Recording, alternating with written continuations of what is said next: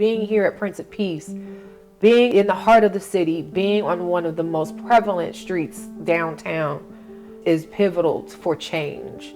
The Over the Rhine neighborhood in Cincinnati, at one time it was considered one of the most dangerous areas in Cincinnati. The Prince of Peace was the only thing alive on our block. Everything else was vacant or bombed out. That's the way we were when I first started coming down here.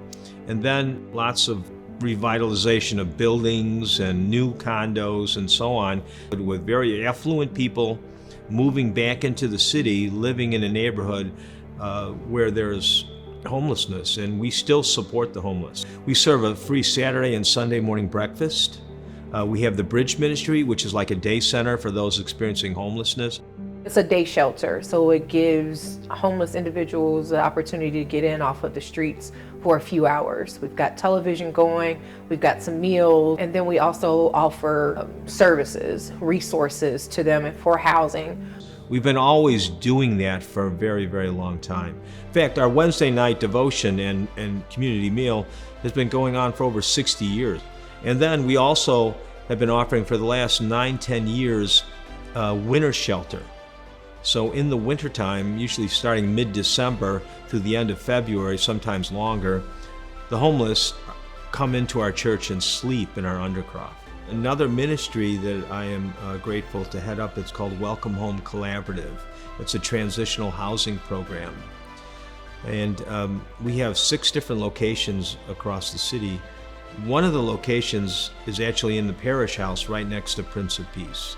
We currently house 5 single men there. There's 18 rules and regulations.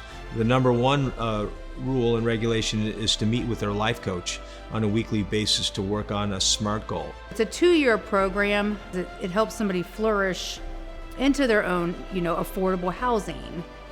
I used to be homeless. I used to be a full-blown drug addict. Been in and out of jail many times.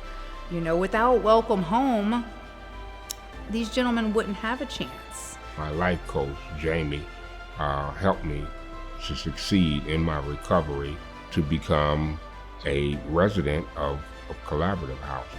When I first came to Prince of Peace, I would come up to the sanctuary space up here, and I would pray and ask God if it was His will to restore it.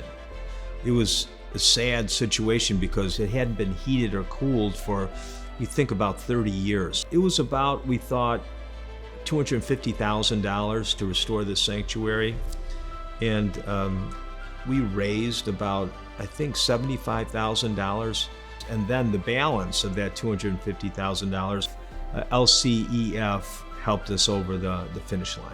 One of the things that we decided to do was to install Carillon bells. LCEF came to us and actually gave us a grant for half the amount for the total cost. We're so grateful for it.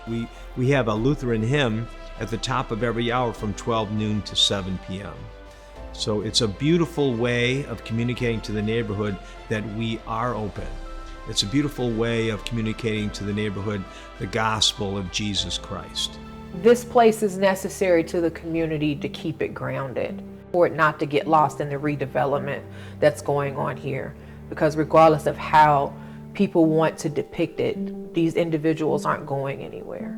So we have to provide them a safe place, find respite, to be able to get cleaned up, to be able to eat, so that they're not doing criminal acts.